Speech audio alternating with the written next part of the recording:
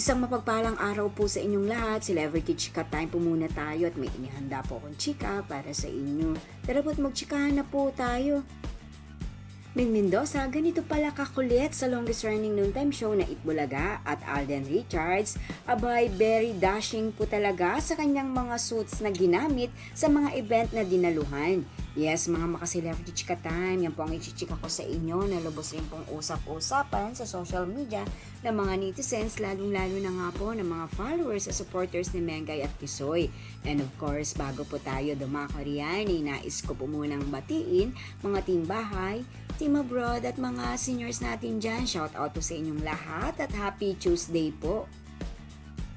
Yes po mga maka-celebrity chika time, present na naman nga pong muli ang ating phenomenal star sa longest running noontime show na Itbulaga. Yes po, as always ay lagi na pong present ang ating Mengay na tunay naman nga pong kwelang-kwela pagdating sa mga kalokohan. Isama pa ang kanyang Kuya Alan Kay na talaga naman nga pong swak na swak ang kanilang tandem sa tuwing magkakasama bilang host sa iba't ibang segment ng Itbulaga. Narito po at panoorin po natin ang kaganapan ni Mengay sa Itbulaga.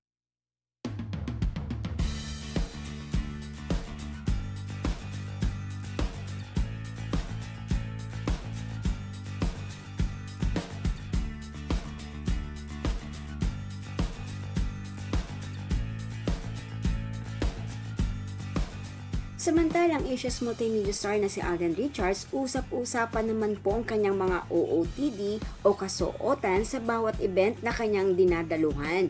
Yes po, talaga naman nga pong ang mga suits na kanyang mga kasuotan ay bonggang-bongga at bagay na bagay po sa kanya. Mas lalo po itong gumagwapo at napaka-dashing. Ibang-iba po talaga si Alden. Lahat po ay talaga namang bagay na bagay sa kanya.